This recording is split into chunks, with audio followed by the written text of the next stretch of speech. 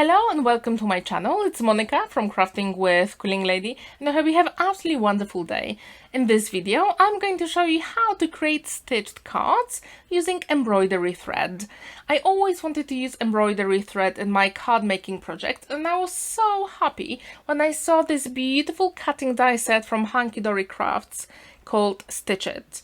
As you can see, it comes in a variety of shapes and sizes. It has a beautiful heart, butterfly, background panel, tags, and also some decorative elements. The butterfly, heart, and square panel have out the edge as well, so you can die cut that one as well, or you can just cut into your card if you prefer. We're also going to need some embroidery thread, and as you can see in my stash I've got quite a variety of colors, and I'm going to use most of them for my cards. These are the elements die cut, and with the square panel you can trim it off later using a trimmer or guillotine. If you also want, you can apply any inks to add extra color on your panels. It really gives that extra dimension and interest to all the projects using embroidery thread, and that way you can play with different colors. You can have like ombre effects, or you can go with complementary colors. So with green it would be red. We also going to trim these bigger panels, and you can just have fun with the embroidery thread. You can use cross stitch technique, or you can just go crazy, wild, and create anything you want. Here is an example of the butterfly I created earlier, and I use Distress Oxides to apply the color on the white card, and then I use variety of embroidery threads. Here I'm going to show you how to use the needle. I know it's super obvious, but if you have never ever used it in card making projects, it is super simple. So basically you thread the needle, and then you just apply it on your project. As you can see, I'm going top, bottom, top, bottom, top, bottom. It is pretty quick. However, for all the cards today, I think I spent a week creating all those elements, but I was watching a film, so I wasn't really distracted from any daily routines. And I really enjoyed the process.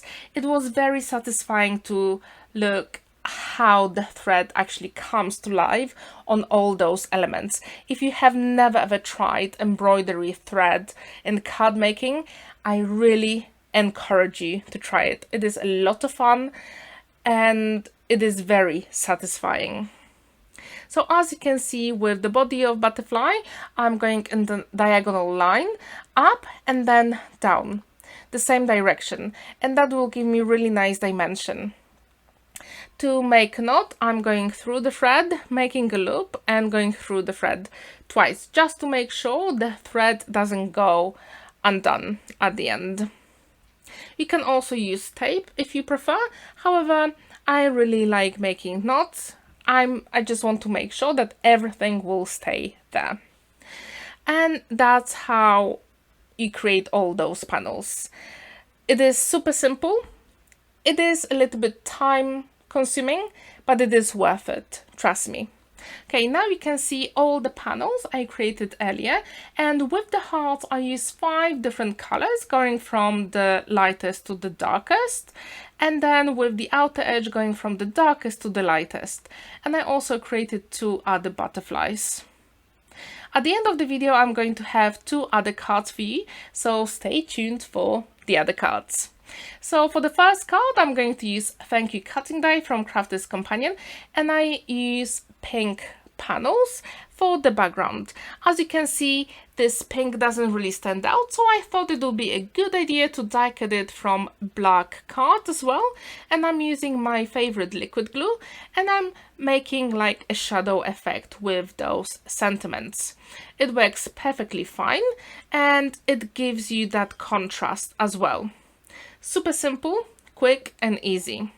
And when you use liquid glue, you can also put something flat and heavy like acrylic block, just to make sure everything dries flat, because the thread gives us that 3D look. Okay, now I created a panel. As you can see, I used embroidery thread and I left some space inside for the shape of the heart. And I actually really like that white border the frame created on the background panel. It is really beautiful in real life. I'm not sure if the camera can catch it. So that's our first card nearly done. Then we have to apply that panel on those two pink panels. And as usual, at the back of those panels, I use double-sided tape. So I'm going to use pokey tool to peel off the double-sided tape and put it on a card base. And for my square cards, I use 6 by 6 inches card base. I would really like to know if you have ever tried embroidery thread in any crafting journey. If you have, please let me know. What did you create? Or if you haven't yet, what would you like to create with embroidery thread? I think there are so many options. It's absolutely stunning, and you can create really beautiful and stunning looks. So now when my card is ready, it wouldn't be me if I didn't add any gems. You probably have seen my other videos, and I use gems quite a lot. In the top right corner, you can also see my other video I created using beautiful heart project using Grinia fold papers. I hope you will watch this video and feel inspired. Okay, so going back to our second card, now I'm going to use this ornamental element, and when we use square panel, you can place it wherever you want. I decided to put it at the top and at the bottom, and as you can see, you just have to die cut it twice and use low tack tape just to make sure the die doesn't move when you put it through the die cutting machine. And that's how it looks. And now it's time to use embroidery thread. I went with the darkest color from the top and bottom, and then I created ombre effect. And that's how you can see it here. It really matches the heart because I use exactly the same colors. And using the thread, you can also use 3D gel glue or hot glue to apply those elements together.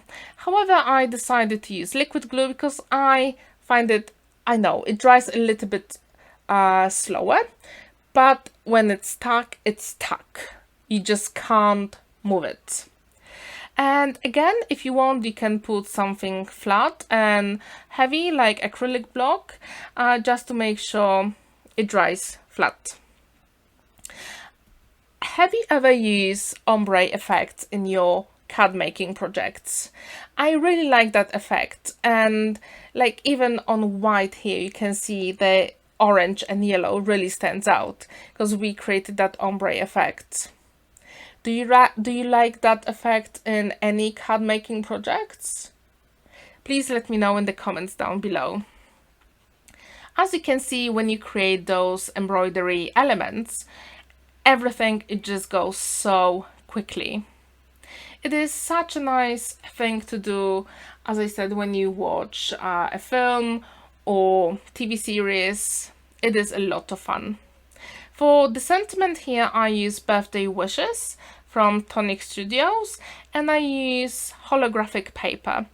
It matches my card pretty well, and I thought that the yellow doesn't really stand out, so I used the red as well to create that shadow effect, and it works perfectly fine. I'm getting rid of the excess of the glue on my hand. I found that's the easiest way to do it. And then I can literally just use soapy water to clean my hand, and it's absolutely fine. As you can see, I'm applying liquid glue. It has that really nice tip, so it's super easy to apply it on any projects. All the names of the cutting dies will be in the description down below, so if you're interested, you can check it out. And as you can see, I added a few gems at the top and around the heart. Do you like that effect? Please let me know. Okay, now it's time to move on to our third card. For this one, I wanted to use pastel colors, and I wanted some blues and greens, and also added some yellow. As you can see here with the thread on the background panel, I'm actually using a variety of colors, and it looks absolutely beautiful in real life. This one is one of my favorites from the whole collection. I would really like to know what is your favorite color combination. Maybe it is in this video. If it is, I would really like to know. So, as I said before, as you can see, these cards are pretty quick to make when you create all those embroidery panels. Also, I would like to know if you have ever tried knitting in your crafting journey. That would be nice as well, because you can use the thread here on those projects as well.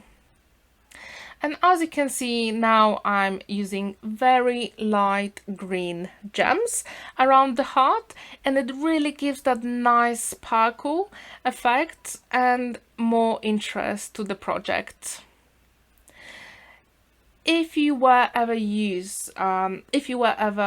to make any embroidery cards, stitched cards, how would you like to do it? Would you like to do it on a white card, or would you prefer to use colored card, or maybe use any inks to apply the color?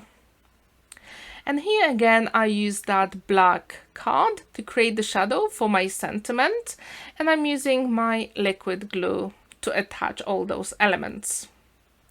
I would also like to know what is your favorite adhesive in card making. Here I thought it would be a nice idea to add a little bit of sparkle to the sentiment, and I'm using this clear overlay by Spectrum Noir, and in real life, when it dries, it's just so beautiful. I absolutely love the sparkle. For my next card, I decided to use some blues and greys. Actually, I've never tried that color combination before, but looking at this butterfly and the card, I'm so happy that I used those colors together. And as you can see with the square panel, I made the inside empty. And now I'm using Distress Oxide just to add tiny bit of color on the outer edge of the butterfly. That way it will stand out a little bit more on the background panel. It is a really nice tip to use it when you work on monochromatic projects, or just white on white. That tiny bit of color really makes a difference. And then I decided to add a little bit more color at the top, and wow, in real life it's so beautiful. I added some gems around the background panel, some gems around the butterfly, and again I'm going to use that clear overlay on the sentiment. And that grey and blue, wow, in real life it's just so beautiful. Have you ever tried these colors together? If you have, what did you think about this color combination? Okay, this time I decided to have a play with some green colors. I used this square panel, and I actually made it slightly smaller because I wanted to create a kite. Now I'm going to use Distress Oxide to add a little bit of color on the outer edge of my butterfly, again, so it stands out a little bit more on the project. If you have to add any color to this butterfly, what color would you add? I thought to make it even more contrasting, I thought black color would be perfect for this green and white. So I'm going to use my scrap paper and black alcohol marker, and I'm literally going to create the background panel just by drawing the lines around. You don't have to color in the whole panel, just the edges, and that will give us really nice contrasting effects. I think the green, black and white, this is really nice color combination. So now I'm going to add some Distress Oxide on this background panel, and it doesn't have to be perfect. However, when you use ink blending tool on a bigger paper, I really encourage you to use a piece of tissue or scrap paper so you don't leave fingerprints on the panel. I also encourage you to like this video and subscribe to my channel if you haven't already. Now I'm going to use my spritzer and I'm going to spray it with water gently and then take the color off a little bit for really nice watercolor effect.